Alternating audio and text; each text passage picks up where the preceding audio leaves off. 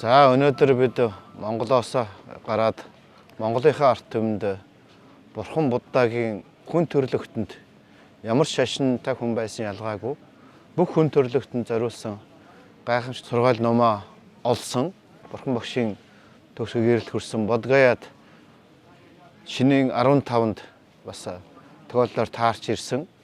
Өнгөрсөн одоо ирээдүйн 3 цагийн бүх бурхтын гэгэрэл хүрдэг Бодгаягийн энэ сайхан газар та бүхний одоо энэ төрсөн дээр гарч байгаа хойтолд Бурхан Багшийн Бурхан Буддагийн бяцлал хийж гэгэрсэн бодмод харагдаж байгаа. Бодмодны дэргэд ингээд суугаад одоо энэ сайхан зуны энэ сайхан шинийн 15-ны энэ сайхан өдөр монголчуудаа Бурхан Будда хүн төрлөختөнд юу заасан, яаж гэгэрсэн тухай судраас иш татаж баримттайгаар та бүхэндээ хүргэх мөн ирээдүйд та бүхэн хэзээ нэгэн цаг зав гаргаад болцоогоо олоод энэ Бурханы сайхан газруудад ирж мөрөхөөр ирвэл хаана нь ямар газар чухал газар вэ гэдгийг мэдэж тэр бүх газарт нь очиж хүндэтгэл үзүүлж залбирч мөргөж зул өргөж цэцэг өргөж арц хүж өгүүлж өөрийнхөө буйныг хураах юм сайхан боломж байгаа гэдэг ухаанаар та бүхэнд энэ зүйлүүдийг тайлбарлаж ярьж Монголынхаа ард түмэнд одоо хийгээд ирээдүйн одоо буянтай хүмүүс зориулж ингэж баримттай судраас иш татны өгүүлж ингэж та бүхэнд хүрэхээр бид нар хүрэлцэн ирээд байна. Өнөөдөр ингээд одоо өнгөрсөн удаа ирээдүйн 3 цагийн бүх бурхтын гэгэрдэг Бодгаягийн бодмодны доор суугаад ингээд байж байгаа сайхан байна. Шинийн 15-нд бас таарч ирсэн бас сайхан бэлэгдэлтэй байна. Бид ерөөсө төлөвлөөгүй. Бид зөвхөн л одоо аяллахаа одоо хуваарийн дагуу өөрсдийнхөө болцооныхаа дагуу хуваар гаргаад ирсэн, харин энд ирэхэд шинийн 15 нь таарч ирсэн бол сайхан байна. Энэ бол Монголын ард түмэн асар их буянтай улам дээшлэхийн, дэвжихийн, хөгжихийн одоо тэр тусмаа оюун санааны материал хөгжил хийгээд оюун санааны хөгжил хослон нь явж Монгол орн сайхан хөгжихийн сайхан бэлэгдэл гэж би ойлгож байна. За тэгээд энэ Бурхан Будда Сиддхарт хан хөвгүн Бодисатв хан хөвгүн байх үедээ гэрээсээ гараад энэ одоо хорвоод мэндэлсэн хүн болгоно өвдөдөм байна, өтөлдөм байна, тийм ээ, үхтэм байна, хорвоод төрөх гэж их зовдөм байна. Энэ зовлонгийн дөрвөн далаагаар та ямар хүн байх нь хамаагүй, хөгшин залуу байх нь ялгаагүй, баян хоосон байх нь ялгаагүй, ямар шашинтай байх нь ялгаагүй. Тэр шашин тэр гаднах юунаас үл хамаарна хорвоод л мэндэлсэн хэн боловч ямар ч амтан тийм ээ төрөх гэж их зовдөг, тийм ээ, өвдөх янз янзын өвчнөд мэрэгдэх зовдөг, өтөлдөг. Энэ бол бүх нь бидний ямар нэг контрол байхгүй, тэр бүхнийг бид нэр зогсоох ямар ч боломжгүй. Тэгээд нэг өдөр хорвоог орхин бүгдээрээ явдаг. Тэгэхээр энэ зовлонгийн дөрвөн талаад хүн бүхэн өнгөрж байгаа мөн Бурхан одоо хан хөвгүүч гэсэн өөрөө бас тэр явдалтаа тэрнээс одоо холдож чадахгүйгаа ойлгож тэгвэл энэ төрөх, өвдөх, өтлөх, үхэх энэ дөрвөн зовлон хорвоод мэндэлсэн бүх амьтан туулдаг юм бол энэ зовлон байна. Тэгвэл зовлонгоос гарах арга зам байх ёстой. Зовлон байна. Тэгвэл зовлонгүй болох. Дахиж хизээж өвдөхгүй, өтлөхгүй, үхэхгүй, төрхийн зовлон эдлэхгүй болох тийм шат байх ёстой гэдэг. Тэр шатыг олж хүн төрлөختөнд өөрөө олж тэр энэ бүх зовлонгоос гэтлээд дээрээс нь өөрийнхөө хайртай хань жил гэр бол ах トゥ төрөл садан тэгээд энэ ертөнцийн бүх хүмүүс тэр замыг нээж өгөхөөр одоо тэр агуу гайхамшигтай үнний эрэлд гарсан юм аа. Тэгээ гэрээсээ гараад одоо Шагьяа өмгийн хаан тулсаас Капилвастуугаас гараад тэгээ аажимдаа яваад Вэшали гэдэг одоо улсад Вэшали гэдэг хотод ирээд дайны их багш Уддаг Рампутр Алар Калам гэдэг хоёр аршаас Самадигийн 7 дахь 8 дахь шатнд. Одоор хэлбэл Самади бяцлаглалын 1-ээс ахуулаад 7 дахь 8 дахь шатнд хүрэх тэр өндөр шатны Самади бяцлаглалын аргыг тэр хоёр их сайхан гайвштай аршаар заалгаад тэгээд урдын олон төрөлдөө тэр бяцлаглаж байсан учраас маш амархан нэгэн өдрийн дотор тухайн шатуудад хүрээд тэгээд тэр өндөр шатанд хүрээд сэтгэлийн өнгөн хэсэг нь маш сайхан гайхамшигтай тайв амгалан болж тэр сайхан нэр Самади бяцлаглалын өндөр шатны тэр сайхан баясгалд автаж байсан боловч сэтгэлийн өнгөн хэсэг нь цэвэршиж аривсан боловч одоо хүртэл сэтгэлдээ хороогдсон үйл өрөөдмөө сэтгэлийн гүнд хадгалагдаж явж байдаг. Тэгээ тэр сэтгэлийн гүнд байгаа үйл өрөөс огт одоо устаагүй байгааг одоо бодисод бол харж мэдрээд тэгвэл сэтгэлийн өнгөн хэсэгт цэвэршиж сэтгэлийн өнгөн хэсэгт байгаа бүх сэтгэлийн хэрэг уртаг арилсан боловч сэтгэлийн гүнд байгаа одоо үйл өөр сэтгэлийн гүнд байгаа хэрэг уртаг огт арилаагүй байгаа тохиолдолд бол тэр төөрөх өвдөх хөдлөх тэр сэтгэлийн гүнд байгаа тэр үйл өөрөөр чинь сэтгэлийн гүнд байгаа сэтгэлийн хэрэг чинь л дараагийн төрлүүд рүү хөтлж дараагийн төрлүүдэд тэр сэтгэлийн гүнд харилцсан үйл өөрийг хүн эдлэх ёстой болдог. Тэгэхээр бол төрөл өхлийн энэ зовлон үргэлжлэх юм байна. Тэгэхээр тэрийг устгах бүр нь устгаагүй тохиолдолд бол тэр хязгаарч өвдөхгүй хөдлөхгүй одоо өхгүй болох тийм нирваны тэр амгаланд хүрэх болоогүй байна гэдгээ бол хан хөвгүн бол дорн ухаарсан. Тэгээд 7 дахь самадыг заасан аршаасаа асуусан. Би одоо ийм шатанд хүрлээ. Энэ гэвч сэтгэлийн гүнд одоо үйл өөр хэвээр байна. Тэрийг яаж устгах вэ? Та тэр аргыг зааж өгнө гэсэн. Тэр багш нь бол энэс цаашаа нь бол би мэдэхгүй. 7 дахь самадыг хүртэл би одоо сурсан. Энэс цаашаа 8 дахь самадыг харин одоо эзэмшсэн мундаг арш байгаа. Одоо грам алар калам гэж одоо мундаг арш байгаа. Тэр хүн дээр чи очоорой гэдэг. Тэгээд тэр алар каламдаар аршсаар очиод 8 дахь самадыг бас заалгаад нэгхэн өдрийн дотор тэр 8 дахь самадыг хүрээд тэгээд байдал бас ялгаагүй сэтгэлийн өнгөн хэсэг маш их сайхан ариуссан гүн хэсэг нь бол хэвээрээ байсан. Тэгээд тэр одоо алар калам аршаас одоо энэс цаашаа тэр сэтгэлийн гүнд байгаа үйл өөр хэвээрээ байна. Тэр сэтгэлийн гүнд байгаа олон төрөлд хоригдлогдсон одоо сэтгэлийн хэрэг уртах хэвээрээ байна. Тэгээд тэр сэтгэлийн гүнд байгаа тэр хэрэг арилгадаг арга байна уу гэдэг тэр алар калам аршаас асуусан. Алар калам арш бол би одоо хүн төрлөختний тэр үеийн энтхийн хинду шашинтнуудын одоо аршуудын бяцлагуудын хамгийн өндөр шатыг бол чамд зааж өглөө. Энэс цаашааг энэ бол бид мэдж байгаа. Энэ сэтгэлийн гүнд байгаа үйл өөр устаагүй байгаа гэдгийг бид нар мэдж байгаа. Гэвч тэрнийг хүргэдэг аргыг бол бид нар мэдэхгүй байгаа. Тэр аргыг бол энэ хорвоодоор мэдлсэн бурхад л одоо нээж болд юм аа. Тэр арганд бол одоо бид хөрөх чадваргүй байд юм аа. Бурхан болох чадвартай, хувьтай тэр буян фармыгаа хөгжүүлсэн тийм мундаг хүн л одоо тэрийг бол нээж болох чадвартай байдаг. Тийм хүн одоо хорвоодоор төрөөгүй байна гэдгийг хэлээд тэгээд одоо өөр хэлбэл тэр үеийн энтхийн одоо хинду шашны одоо 6 их сургууль философийн сургууль байсан. Тэр сургууль нь ерөн хинду шашны хүмүүс яадаг вэхээр хоёр төрлийн байсан. Нэг нь бол философийг дагнаж философийг судалдаг онлын одоо чиглэлээр явдаг нэг урсгал байсан. Нөгөө нь самади бяцлал хийж практик бяцлал хийж тэр өндөр шатанд хүрэхийг бол практик бяцлалыг эрхэмлдэг бас нэг хэсэг байсан. Тэгэхээр бол энэ одоо грампуудаар алар каламуудыг хоёр харш бол тэр практик бяцлалыг эрхэмлдэг эдний энтхийн хинду шашны одоо аршуудын ведийн одоо өндөр шатанд хүрсэн агуу мундаг хүмүүстэй уулзаад одоо хинду шашны ведийн одоо хүмүүсийг хүрсэн оргилд бол энэ одоо хан хөвгүн бодисадов Сиддхарт бол одоо нэг өдрийн дотор л одоо хүрсэн. За ингээд эндээс цаашаа явах арга нь одоо өөр одоо байхгүй байсан учраас одоо тэр үеийн Жэн шашны одоо урсгалынх нь бол ямар одоо үзэл баримталдаг байсан бэ гэхээр одоо сэтгэлийн гүндэх үеийн үрийг устгахын тулд биеэ зовоох ёстой. Биеийг асар их зовоох юм бол хичнээн зовоон тэр хэмжээгээр сэтгэлийн гүнд байгаа үйл өрөөд гарч ирж устдсан бай гэдэг ийм одоо үзэл философиг одоо эрхэмлдэг байсан. Тэрний дагуу Жэн шашных нь бол одоо лам хөвргүүдийн гол хийдэг ажил нь бол ерөөсөө өөрийн биеийг зовоох тийм хатуужлын үлдэх бяцлал дээр л их амьдралаа ихэнхээ зориулж тэгээд тэгж хийснийхаа хэр олон жил хийсэн тэр хэмжээгээр бол илүү их арт түмэнд хүндлэгдэж ингэж явдаг байсан.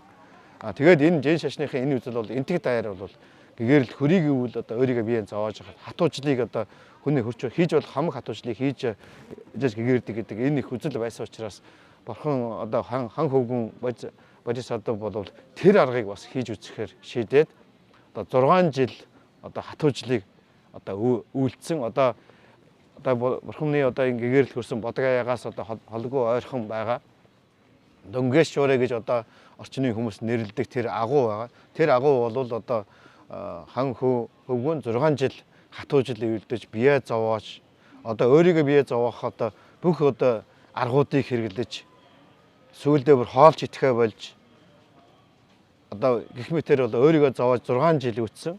Тэгээ 6 жилд одоо хүний өөрийгөө зовоож болох хамаг бүх одоо аргыг хэрэгэлсэн боловч 6 жилийн дараа бол одоо бие нь бол арга яс шиг болж хоол идэхгүй байсаар хагаад тэгээ сүүлдээ явж чадахгүй унаж тэгээ сүүлдээ бол тэрийг хийгээд бол одоо хан хүүгэн юу ойлгосонгээр энэ байдалтай удаан үргэлжлэх юм бол гэгэрэлт хөрөх шарна. Гэгэрэлт хөрч чадахгүйгээр өөхөх юм байна гэдгийг ойлгосон. Тэгээд 6 жил хатуужлыг үлдэж хийж болох бүх одоо хүний хийж л бодох тэр өөрийгөө зовоох бүх аргыг хэрэглэж тэр туйлыг бүгдийн одоо туйлж үзээд тэгээд тэрний дараа өөрийнхөө сэтгэлийн гүнийг ажиглахад бол 6 жилийн өмнө эхлэхэд сэтгэлийн гүнд байсан тэр хэр буртгууд нь 6 жил өөрийгөө зовоосон сэтгэлийн тэр шанал нь одоо илүү их одоо зовлон нэмэгдүүлсэн учраас сэтгэлийн хэр буртг нь улам их нэмэгдсэн байсан.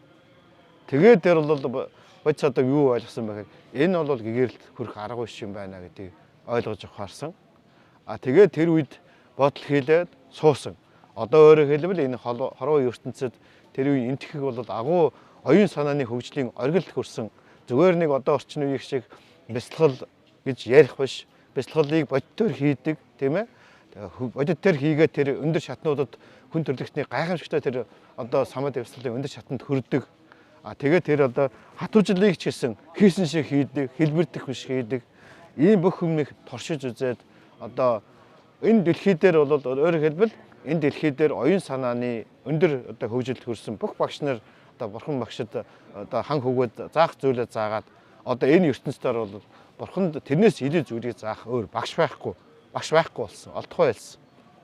Тэгээд одоо хан хөвгөн юу одоо завил одоо сайхан суугаад одоо цаашаа яах тунгаам ингээ бодоод сууж явах үед бага насныхаа 5 6 настай жоохон хан хөвгөн байх үеийнхээ нэгэн одоо зүйлийг нэгэн болсон үйл явдлыг сансан. Тэрний үхээр хавар одоо ингээд газар тариад ер нь одоо манай Монгол бол одоо мал тийм ээ одоо 5 хошуу малаа өсгөж ээж гол одоо амжиргаагаа залгуулдаг. Харин энтхийн арт түмэн бол энд улаан орны амт түмэн бол газар тариал нь бол хамаг одоо амжиргаагаа болох. Газар тариалангийн үржил шимээр л одоо энэ олон одоо хүмүүс бол амжиргаагаа авч явдаг. Тийм учиртай байгаа. Тийм учраас газар тариалан тарих газар тариалангийн ажил эхлэх асуудал бол маш их одоо чухал баяр эсэл болдог. Тэгээд одоо хан хөвгөн шагийн омгийнх нь бол хаврын газар тариалангийн баяраа тэмдэглэдэг. Тэгээд тэр баяр тэмдэглэхэд олон хүмүүс одоо тэр өхөр тэргэнд бол анжсаа одоо яагаад одоо тэр газар хангалтах ажлыг хийхдээ хаана эхэлж одоо газар тариалах ажлыг бол эхлүүлдэг. Хааны одоо тэр хаана бол анжсаар яагаад тэр газар тариалангийн тодорхой талбайг наашин цаашин 2 3 удаа явж газар тариалан тэр газрыг хаглаад тэгээд тэр хаанаар эхлүүлээд тэгээд дараа нь ард дэргэд газар тариалах ажлыг бол баяр тэмдэглэдэг. Ийм боломжтой явдал болоод тэгээд хан хүүг тэр баярт бас авчирсан.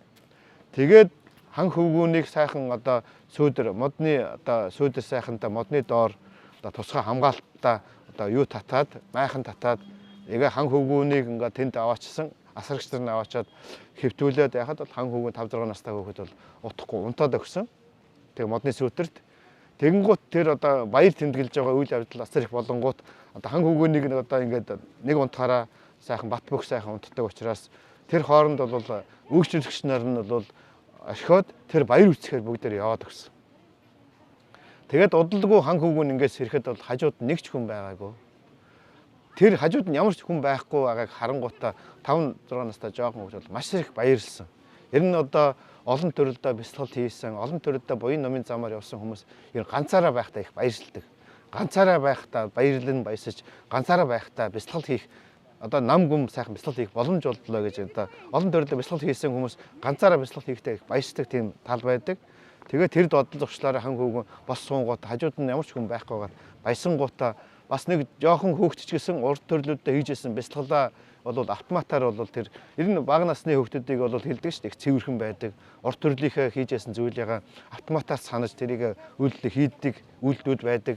Тийм учраас бага насны хүүхдүүд жоохон ажиглал бага насны хүүхдүүд урд төрлөдөө ямар хийжсэн ямар одоо авьяастай байсан нь бол тэр хүүхдүүд мэдгэддэг гэж үздэг. Тэгээд бурхны тэр хан хөвгөний хувьд бол бос суугаад завил суугаад тэгээд нүдэ анаад одоо хамар анхаарлаа энэ хамрныхаа дотн талд тийм ээ хамрын доотол дээд дурлалын дээд талд ингээд төвлөрүүлээд тэгээд энэ хамраар орж байгаа аяндаа орж байгаа хамраар гарч байгаа амьсгалыг ингээд сайхан ажиглаад тэгээд анхаарлаа зөвхөн хамрын доод тал дээр дээд дурлалын дээд талдаар энэ газар төвлөрүүлээд энийгээр аяндаа орж байгаа амаа жимийн амаар амьсгалахгүй хамраар орж байгаа амьсгалыг ажиглаад ингээд сайхан төвлөрөөд бясалгал хийгээд эхэлсэн. Анапана бясалгал. Анапана гэдэг нь хамраар орох, ана гэдэг нь орох амьсгал, пана гэдэг нь гарах амьсгал. Хамраа орж гарч байгаа амьсгалыг ингээд анхаарал төвлөрүүлээд тэгээ олон төрөлдөө тэр энэ бясалгалыг хийж байсан учраас тэр нь одоо гарч ирээд хан хөвгөө маш удалгүй самаадыг нэгдэх шат, хоёр дахь шат, гурав дахь шат, бүр дөрөв дэх шат руу маш хурдан ингэж одоо олон төрөлдөө тэр бясалгалыг хийж байсан учраас ингэж орсон. Тэгж байсныгаа одоо бурхан багш санаад одоо тэр жоохон байх үедээ хийжсэн тэр бясалгалыг хийж үсгэхээр шийдсэн. Тэр хөөхд байх үедээ хийсэн тэр анапана бясалгал нь бол одоо хүртэл хийж ирсэн одоо бясалгалын аргуудаас бол шал өөр бясалгал байсан. Урдын хийжсэн тэр самади бясалгалын аргууд нь бол дандаа гадны ямар нэгэн одоо объект дээр, гадны ямар нэгэн тусгатхуун дээр анхаарлаа төвлөрүүлж байсан бясалгал учраас тэр гадны зүйл дээр анхаарал төвлөрүүлнэ гэдэг нь тэр төвлөрсөн төвлөрөлд дандаа зөвхөн сэтгэлийн өнгөн хэсэгт сэтгэлийн гүн рүү нэвтрэх ямар ч боломжгүй байдаг. Харин сая тэр яг өөрийнхөө амьсгалыг хамраар орж гарч байгаа амьсгалыг ингээ ажиглангуут өөрийн амьсгал өөрөөсөө хамрын доотол дээдрүүлэн нэтэлт энд мэдэгдэж байгаа анхаарал төвлөрүүлэхэд энд ямар нэгэнд одоо бие организм учраас тодорхой хэмжээний мэдрэмжүүд мэдрэгддэг. Тэгэхээр амьсгалыг ажиглаад төвлөрөхтэйгээ хамт энэ амьсгал дээр төвлөрч байгаа төвлөрөл нь анапана бясалгал нь автоматар сэтгэлийн одоо гүн рүү биенд үүсэж байгаа мэдрэмжийг мэдэрч яах гэдэг чинь сэтгэлийн гүн хэсэг бол биений мэдрэмжтэй холбоотой байдаг. Сэтгэлийн өнгөн хэсэг бол амьсгалтай холбоотой байдаг. Тэгэхээр энэ амьсгалыг ажиглангууд амьсгал нь өөрөө сэтгэлийн гүн рүү ингээ хөтлөх юм одоо бясалгалын арга байдаг.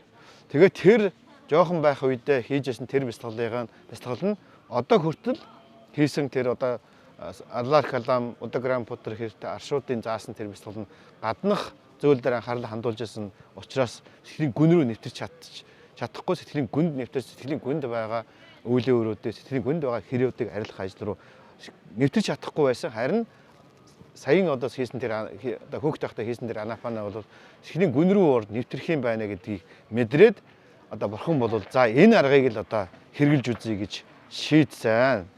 Тэгээд энэ аргаа хийхээр шийдээд тэгээд тэр агууганаасаа яваад одоо ингээд бие тэнхрүүлэх хэрэгтэй.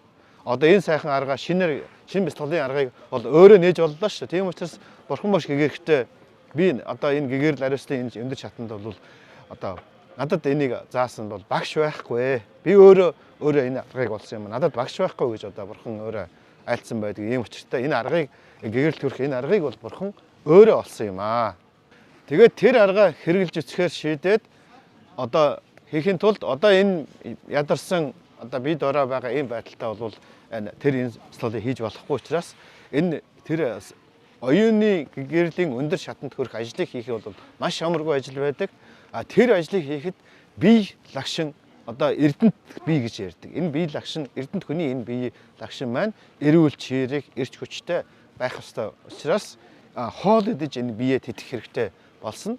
Тэгээд ингээд одоо бадар барьж одоо бясалгал одоо хоол идэж эхлэхэд одоо дэрэгдэн байсан одоо тэр одоо бурханы дэргэд гэрээсэн гарч одоо явсан кондон тэргүүтээ одоо 5 одоо шавнаар нь одоо тэр 5 шав бол биенийг зоож ижил одоо гэгэрэлэх хүрэх ёстой одоо өөр арга байхгүй гэж бодож ирсэн. Тэгээд 6 жил бурханы дэргэд одоо бодисодын дэргэд байгаа шалтгаан энэ хүн нэг өдөр гэгэрэлт хүрнэ. Тэгвэл тэр гэгэрэлт хүрсэн тэр аргын заалгаад өөртөө бас гэгэрэлт хүрс зовлонгоос салъя гэсэн бодолтой ингээд 6 жил дагаж байсан одоо хүмүүс байгаа. Гэтэл тэр хэд одоо хан хөвгүүн одоо хатуужлаасаа шантарлаа. Тэгээд одоо хоол идээд эхлэнгууд одоо ингээд одоо шантраад одоо ингээд буцаад одоо ертөнцийн хүмүүсийн одоо юу руу орлоо гэж итгээд тэгээд одоо ерэн гэгэрх нь одоо худал боллоо гэж ойлгоод хан хөвгүүнийг орхиод яваад гисэн. Тэгээд хан хөвгүүн яасан тэд нар явж байгаа нь бас сайн хэрэг. Энэ одоо дараачийн хийх бясалгалд бол хажууд хүн амьтан байхгүй, өмөл хүн амьтан байхгүй байх ёстой байсан учраас тэдний явуулахад нь бол тэдний зогсоогоогүй. Тэгээд ганцаараа үлдээд одоо тэр одоо саяын одоо олохоор бясалгал хийхээр шийдсэн анапана бясалгалаа хийхээр шийдсэн. Тэгээд өдрийн цагаар бол юу сайхан бадарчилж явж хоол унд идээд анапана бясалгалыг бол 14 хоног бол анапана бясалгалыг маш шаргуул сайн хийгээд тэгээ 14 хоногийн дотор бол анапаныг бясалгалыг хийсээр хагаад самма самади гэж зөв самади одоо хөгжүүлж чадсан. Тэгээд 14 хоног одоо Анапана бяцлалт хийгээд зөв самаадыг хөтөлж сэтгэлийн гүн рүү одоо самаадын 4 дахь шатанд хөрч сэтгэлийн гүн рүү нэвтрэхэд одоо тэр их юу н одоо бэлэн болсон учраас шинийн 10 одоо 5-ны өдөр бол бидний ярьж байгаа энэ хойно байгаа бод модны одоо доор ирэхээр явж байхад наашаа явах гэж байхад нь та бүхэн мэднэ тэр одоо бурхан багшийн амьдарч байсан Орвиала гэдэг тосгоны одоо баяны охин байсан Сужата гэдэг одоо хөөхөн болвол одоо бурханы тэр одоо хатуужил үлдчихсэн агуунаас гарч ирээд сүүлийн 14 хоног Анапана хийжсэн тэр модны доор одоо бурхан одоо хан хөвгүүн ингээд сууж байсан. Цугаа бяцлал хийгээд сууж байхад нь тэр өглөө ингээд Сужата ер нь яасан гэхээр одоо залуу одоо нөхөрт гарахаас өмнө одоо тэр одоо модыг одоо ер нь тэр модонд сайхан мод байсан учраас тэр модонд модны тэнгэр оршиж байгаа гэж ойлгож тэгээд тэр модонд байгаа тэнгэрт одоо зул одоо янзын одоо зүйлс өргөөд хэрвээ энэ сайхан буйнаар би ирээдүйд нөхөрт гараад сайхан одоо өөрийнхөө язгуурны усаатаа таарсан нөхөр айлд нөхөрт одоо нөхөрт гараад тэгээд эхнийхээ одоо төрөлтөөр хүү төрөх юм бол одоо таныг дахиж шүтнэ гэж одоо зул янзын зүйл өргөж дахиж шүтнэ гэж одоо ингэж амлалсан байсан.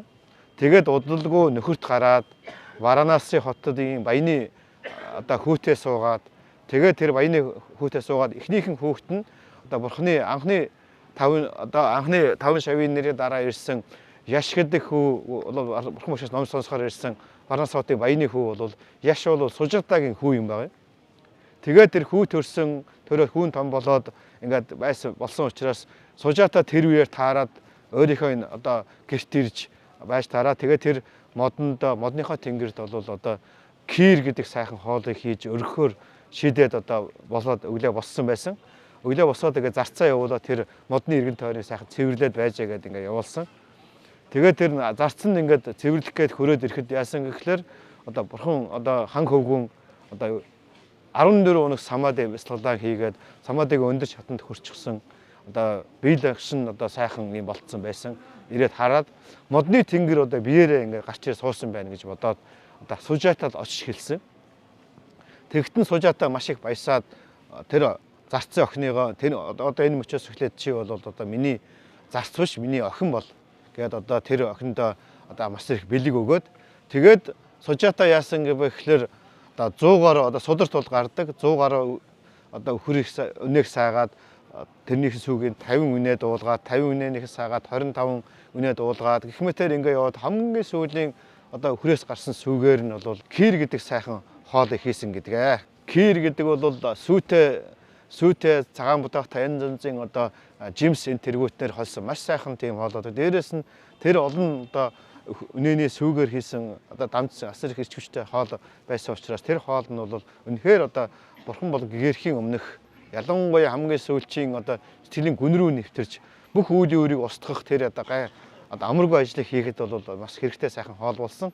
Тэгээд энэ хоолоо алтан тавганд хийж Сужата авчирээд одоо хан хөвгүүнд барьсан. Хан хөвгүүн тэрийг нь одоо алтан тавганд нь одоо аваад тэр сайхан хоолыг нь хөрцснийхээ дараа тэр одоо нэрэн заны голын иргэн дээр одоо байсан модны дэрэгдээсээ босоод тэр нэрэн заны гол руу ингээд аваачаад тэр тавгийг бол одоо тэр Сужата бол та энэ тавгийг бол алтан тавгийг танд би хоолтойг танд өргөж байгаа. Энэ таных шүү гэж өргөсөн учраас тэрийг аваад яваа тэр нэрэн заны гол дотор ингээ тавиад хэрвээ би энэ одоо бяцлалаа хийгээд одоо шинэ 15-ны энэ сайхан өдөр гэгэрл тэр хүрхээр бол тийм ээ энэ тавг бол ингээд голын урсгал суурн явах болтугай.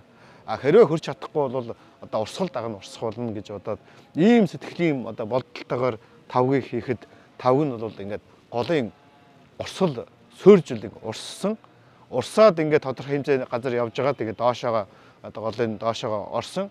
Голын доошоогоо ороод тэр одоо лусын оронд очиж очиод энэ галбын өмнөх 3 бурхны өргөсөн бас ялгаагүй тийм тавган дээр очиж ингэж дээр нь очиж тусахад нь бол дуу аваа гарсан. Дуу аваа гарахад бол лус утсан за одоо дараачийн бурхан одоо хорвоо заларсан байна гэдгийг тэр үеийн тэр одоо нэрэн заны годын тэнд оршиж байсан тусууд бол мэдсэн гэж одоо ярьдаг.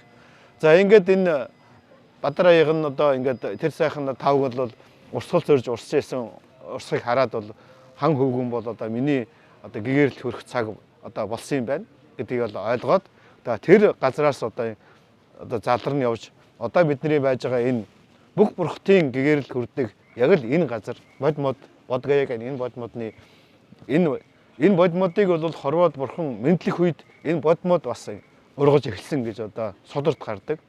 Хорвоод энэ бурхныг мэдлэх үед бол юунэ одоо хин Яшод хараа эхнэр нь бол бас тэр өдөр төрсэн байдаг. Бурхны одоо байн 25 жил сүйдэр мэт авсан ананд бас мэдлсэн байдаг. Гала удай гэдэг одоо бурхан багшийн бас нэг одоо багийнхан найз нь бас энэ мэдлсэн байдаг. Бурхан багшийг одоо гэрээс гарахт нь одоо унж явсан тэр ганта гэдэг морь бас энэ тэр өдөр мэдлсэн байдгаа гэж ярьдаг. Тэгэхээр бол одоо бурхан бол гэгэрхтэй бол энэ бодмодны доор сууж гэгэрх өстой. Энэ газараа нааша ингээд залран явхад замд нэг одоо тариач нь ийм сайхан нэг ийм багц ийм гүш өвс өгсөн. Гүш өвсийг авчирээд энэ одоо бодмодны доор ингээд тавихад аяндаа ийм сайхан суудал болсон. Одоо аяндаа та бүхэн харах байх энэ бодмодны доор бол Ашок хаан сүүлд ирээд тэр бурхан багшийн сууж тэр гүш өвс нь өөрөө ийм суудал болж одоо сэнти болсон. Тэрийг газрыг тэмдэглэж Ашок хаан бол тийм одоо очир суудлыг бол бүтээсэн байдаг. Тэр онд одоо хүртэл байгаа. Тэгэхээр тэр газараа бурхан багш залран суугаад одоо тэр одоо Анапана бяцлаглалын 14 хоног зөв самаадыг хөгжүүлээд тэгээд тэр Анапана бяцлал нь хүртэлцээр байгаад одоо биений мэдрэмжийг мэдрэгдээд эхэлсэн. Тэгэхээр тэр мэдрэмжийг дагаад явах юм бол випашна бяцлал одоо гарч ирдэг. Тэгэхээр одоо тэр випашна бяцлаглалыг хийж үцхээр энэ бодмодны доор ингээд суугаад одоо шүнжин бяцлахад бол одоо шөнийн эхний хагасд бол одоо урдын бүх төрлүүдийг харах. Өөрөөр хэлбэл тэр бяцлаглаа хийгээ шөнийн турш бяцлал хийхдээ үйл өрөөд нь ингээ устаад араашаа цувраад дээрэс нь одоо дэвэнгар бухнаас хойш тэр олон төрөлдөө явшнаа бяцлаглаа хийж явж байсан учраас үйл өрөөдөө усгасаар байгаад энэ төрөлд нь бол маш бага үйл өөр усцсан байсан учраас шөнийн эхний хагаст одоо урдын төрлүүдийг харах үйл өрөөдөө устж дуусаад урдын төрлүүдийг харах тийм бэлгүүм бий болсон. Тооцоолшгүй олон төрлүүдийг харах тийм чадвар бий болсон. Шөнийн дунд хагасд бол одоо тэнгэрлэг мэлмий бий болсон. Асар холын зүйлийг харах, асар холын зүйлийг сонсох тэргүүтээ асар их олон шид бий болж эхэлсэн. Шөнийн сүүлчийн хагасд одоо яг өглөөний нар мандах энэ үед бол одоо дахин одоо энэ бүх үйл өөр устж одоо дахин төрөл авахгүй боллоо. Энэ ертөнцид энэ хорвоод дахиж хизээж төрөхгүй боллоо гэдгээ мэдэж ухаарч ийм гурван бэлгүүн дараал нь өсөж одоо бурхны утгыг болно гэгэрсэн юм аа. Дахиж төрөл орохгүй болсон юм аа. Тэгээд бурхны утг олон гэгэрх үед бурхны амнаас одоо гарсан нэг гайхамшигтай сайхан одоо уулгалтсан сайхан шүлэг байдаг. Тэр нь юу гэхээр анек жати сансаран. Анек гэдэг нь олон тооны хязгааргүй олон гэсэн. Жати гэдэг нь төрөл. Сансаран энэ ертөнцид хязгааргүй тооцоолшгүй олон тийм ээ тоолж олшгүй асар их олон төрөл авч байжээ гэж. Тэгээд анек жати сансаран сандхабисэн аниббасан. Тэгээд төрөл болгондоо төрөнгүүтэл өхлийн зүг гүйж байжээ. Мэдээж төрөнгүүтэл хүний нас явж эхэлдэг. Төрөнгүүтэл өхлийн зүг энэ хорвоод хүнд хөрөхөд энэ биен дээр байх хугацаа байдаг. Тэр хугацаа хязээ эхэлдэг үгээд төрөнгүүт тэр хугацаа явж эхэлдэг. Тийм учраас бурхан багш хэлж байна. Төрөнгүүтээ анек жати сансаран сандхабисэн аниббасан. Зогсолгүйгээр өхлийн зүг гүйсээр байжээ гэж. Тэгээд анек жати сансаран сандхабисэн аниббасан. Гаккарикав гавэсанто. Энэ юу төрөнгөөтэй тэгээд тодорхой төрлүүдэд юу гэсэн гэхээр энэ хорвоо төрсөн юм байна. Тэгвэл энэ төрлийг бий болгодог. Энэ төрлийг биднийг энэ ертөнцийн одоо гэрийг бий болгодог. Ийм одоо тодорхой гэр ертөнцийг бүтээгч эзэн байх ёстой гэдэг тухай хүнээс сонсоод тэр олон төрөлдөө тэр ертөнцийн одоо төрлийг өгдөг, энэ биеийг өгдөг.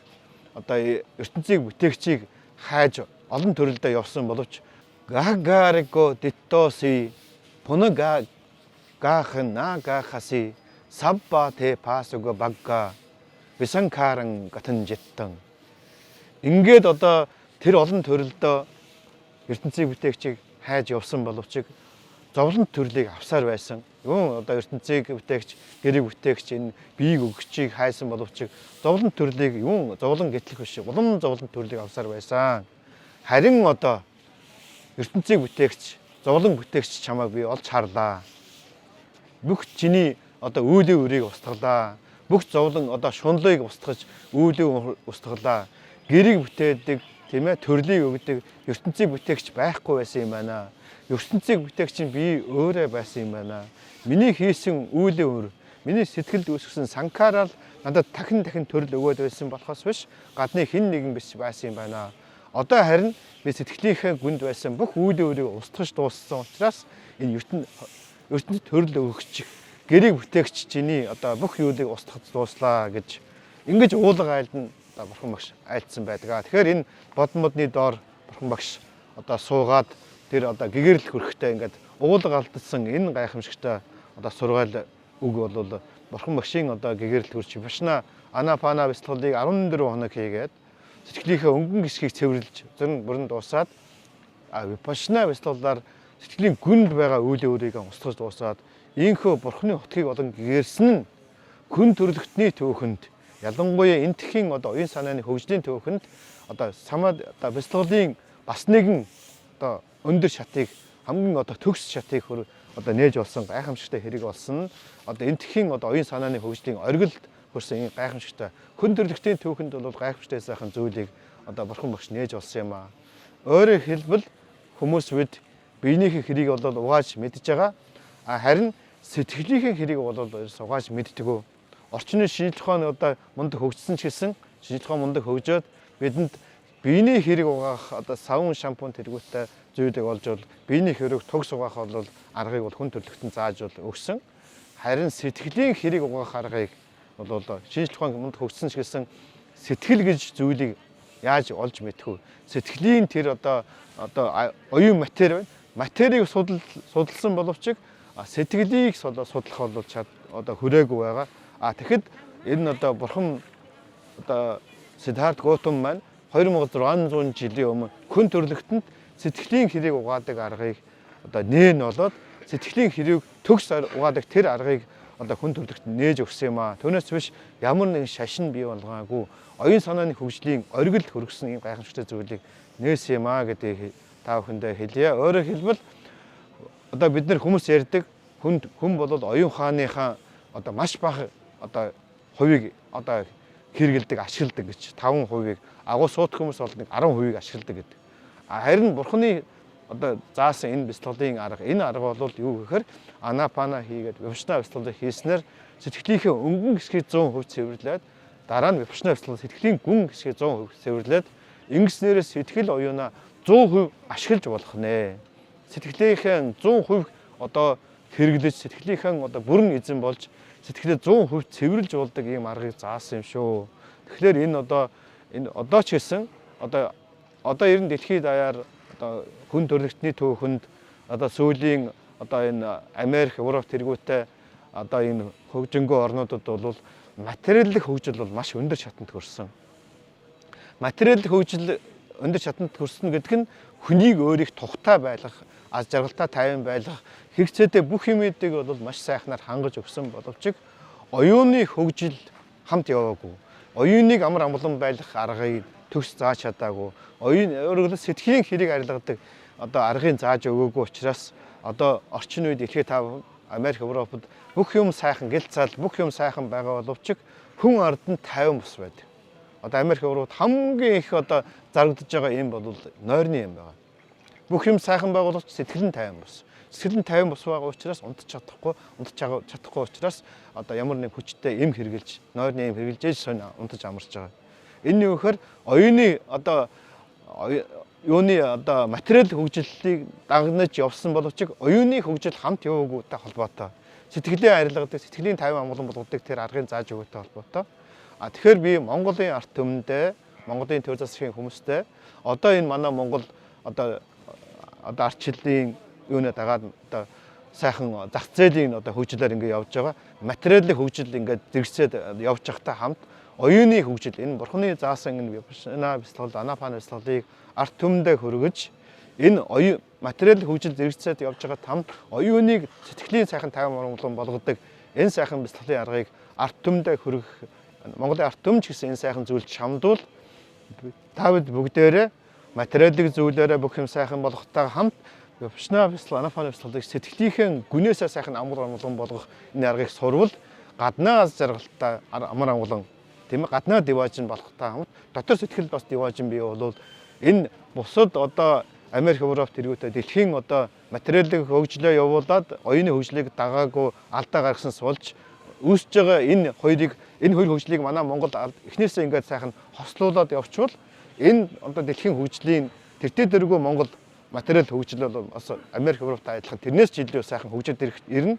А ингэхдээ энэ эхнээсээ энэ оюуны хөгжлийг хамсаргаад явуучвал бид тэр Америк, Европынхны алдсан алдааг давахгүй хүн ард маань материал хөгжил маш сайхан болохтой хамт оюуны хөгжил бас сайхан хамт яваад илүү их гайхамшиг гаднаа диважин, дотноо диважин болж өөрөөр хэлбэл би бас хэлье материалын хөгжлийг дагаад явахснаас илүү оюуны хөгжлийг бас сайхан хамсаргаад явбал энэ сэтгэл нь сайхан 50 амлан болсон хүмүүс бол асар их гайхамшигыг бүтээх чадвартай байд юм а. Тийм учраас энэ сайхан хөгжлийг одоо оюуны хийгээд материалын хөгжлийг ингээд одоо энэ сайхан эзэгтэй энэ хөгжлийн сайхан эзэгтэй ирж байгаа монголчууд маань энэ хоёрыг хавсаргаад явбал одоо төр засагч гэсэн энэ дээр сайхан хараад арт түмч гэсэн одоо материалын хас жаргалтай одоо сайхан амьдралаа сайхан болгох гэдэг одоо юмдаа явахаас гадна энэ оюуны хөгжил сэтгэлээ 50 амгалан болгодог аргыг бас давхар сураад тэр материал хөгжлөө сайжруулах, гэр орноо сайхан болгох, сайхан эд хөрөнгөтэй болгох, баян тансаг болгох тэр үүнийхтэй хамт оюуны хөгжлийг бас давхар анхаарч явбал бид нар сайхан аз жаргалтай сайхан болно гэдгийг арт түмэндээ хэлье.